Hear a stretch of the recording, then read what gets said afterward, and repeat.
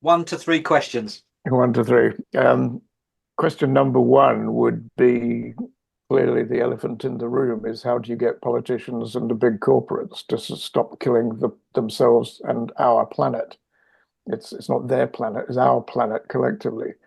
That is the elephant in the room question.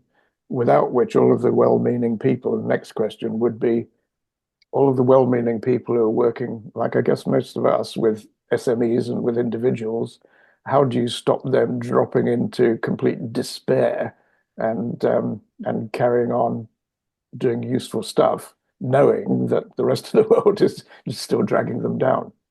Um, yeah, two questions will do for today. Yeah, the only question that it's pertinent for me is, and I think it's relevant to all the other things that people have talked about is, how do we learn to change our psychology, our behavior? Because I think that all of this reliance on policy, somehow we're going to develop laws or regulations or something.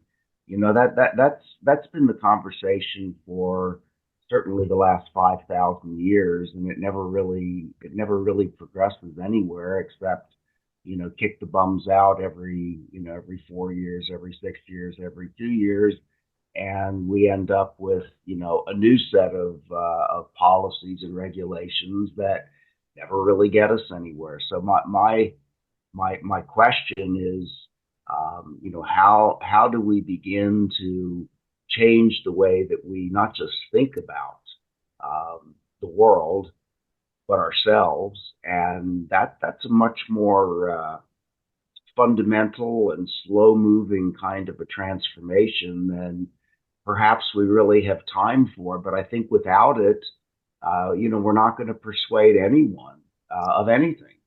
I mean, we really have to approach just the way people are thinking and aware of what's happening around them first.